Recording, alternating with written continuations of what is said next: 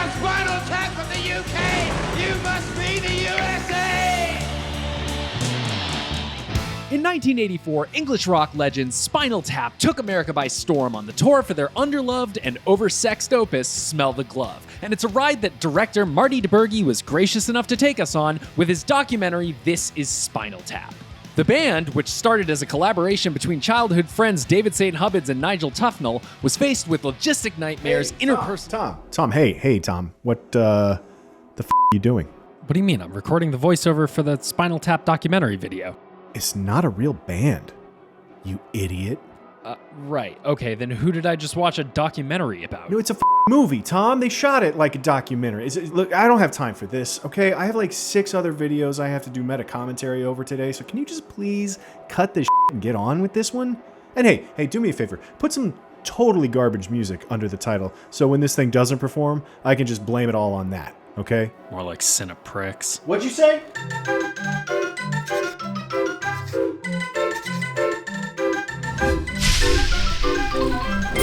Today, shows like The Office and Parks and Recreation and movies like Borat have seen massive success employing the storytelling device of having their characters be the subject of an ongoing documentary, or mockumentary, a term coined by This Is Spinal Tap's director, Rob Reiner.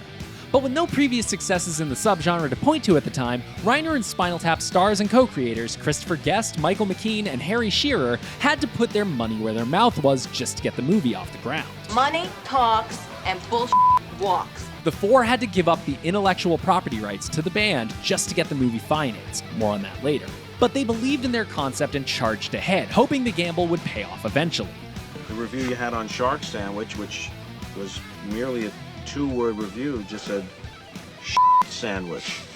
The very earliest reactions from test screenings included some confused feedback that questioned why this band was the focus of a documentary in the first place. Yeah, this real band. But that cognitive dissonance between reality and fiction is at the heart of what makes the movie work so well, and audiences came around. The movie's widely regarded as one of the funniest ever made, and the comedic style would become a mainstay of the genre. Even the Library of Congress saw fit to deem it culturally, historically, or aesthetically significant, just like 2001: A Space Odyssey. They're basically the same. And while Reiner moved on from the mockumentary format, it's one that Christopher Guest picked up and ran with in his own work, directing and starring in classics like Waiting for Guffman and Best in Show. It's no big secret that the guys in Spinal Tap actually write and perform all the music in the movie themselves, and continued to do so in character long after the movie ended. Guest, McKean, and Shearer first toured as Spinal Tap in 1992 in support of the follow-up album Break Like the Wind. But to do so, they had to claw the rights to the characters back from the company that wound up with them thanks to a number of movie studio bankruptcies, the parent company of L'Oreal Cosmetics. The licensing deal they worked out allowed the actors to reprise the characters and would no longer be valid if they didn't perform the roles in public or on screen for more than 3 years. That may explain some bizarre media appearances members of the band have made, like Nigel Tufnel going on National Geographic in 2008 to debate the origins of Stonehenge. Do you think the builders of Stonehenge played music? Builder.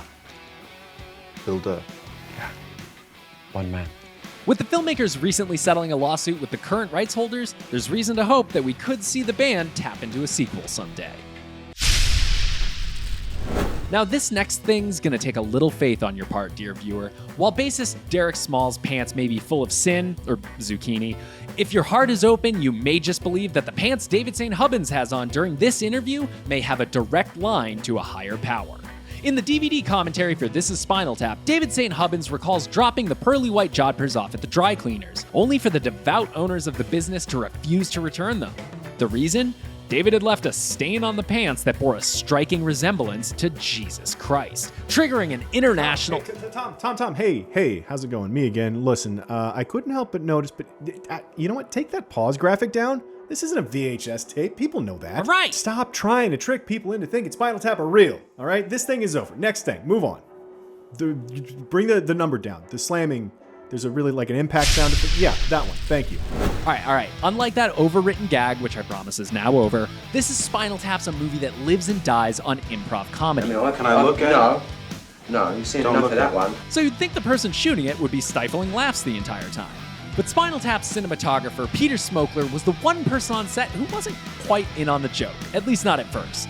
Reiner hired Smokler based on his experience documenting real-life rock stars like the Rolling Stones with the intention of giving the movie a more authentic feel. Reiner lauded Smokler's ability to follow the action in a way that not only sold the reality they were creating, but emphasized the comedic beats by naturalistically drifting between the airheaded members of the band as they worked themselves into tizzies over, well, lots of things. The way Reiner tells it, this was down to Smokler's innate skill as a DP and less representative of his sense of humor. In a recent interview, Reiner recalls a moment mid-production where Smokler confessed not finding Spinal Tap's characterization of rockstar antics very funny, telling the director, "This is exactly what they do." It was an early sign that some people may take this thing totally seriously. If the guy shooting the movie didn't get the humor, how the hell were Reiner and the cast supposed to pitch Spinal Tap to the unsuspecting masses? Selling a mockumentary to audiences before that was a thing was tough, so there was a bit of a scattershot approach taken to advertising This Is Spinal Tap. And the fact that it took a full 9 months to gestate and birth that baby in the editing room meant getting creative with preparing moviegoers for the tone of the film without actually having any footage ready. One of the trailers leaned on the star power of first-time director Rob Reiner, who rose to fame as part of the cast of the wildly popular sitcom All in the Family. Reiner explained to viewers that because they were still cutting the movie, they'd have to settle for watching a film reel they found on the cutting room floor. Footage from a Scandinavian cheese rolling festival in which some members of Spinal Tap's cast appear.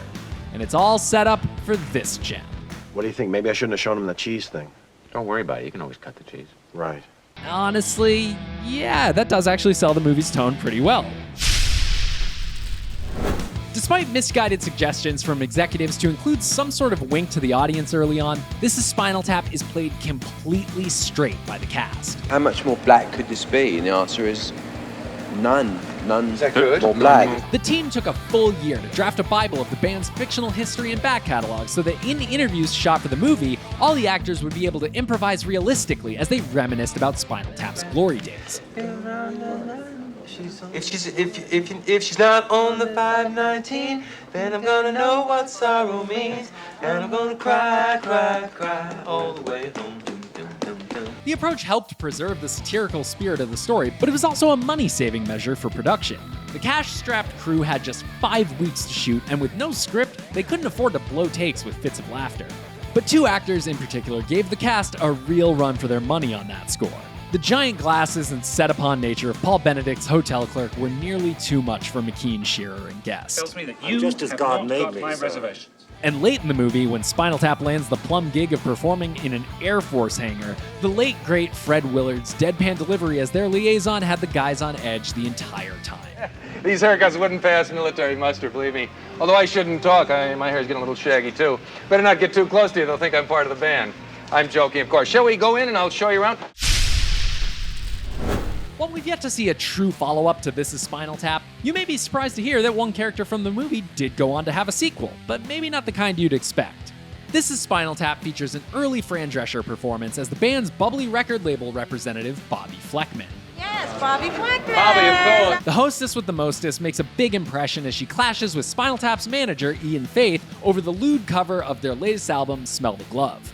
Bobby is easily one of the most memorable characters from the movie, and clearly one that Drescher never forgot. In fact, she reprised Bobby Fleckman in the 5th season of her hit sitcom, The Nanny. The story sees Brian Setzer of the Stray Cats filming a music video in the Sheffield house, with label rep Bobby Fleckman in tow. Bobby's an ex of Mr. Sheffield, and just so happens to be identical to Fran, so naturally Fran pretends to be her. Hijinks ensue. We can only imagine that Spinal Tap are driving around in a circle looking for parking the entire time this is all happening. Without instruments in their hands, they are not the most capable bunch of guys. So then it's like this, Yeah. but this doesn't work because then it's all... Because it hangs out like that. Look. Yeah. That was 7 things you didn't know about This Is Spinal Tap. 8 if you also didn't know they weren't a real band. Let us know what your favorite Spinal Tap moment is in the comments, and for more things you didn't know, check out our videos on Candyman and Wet Hot American Summer.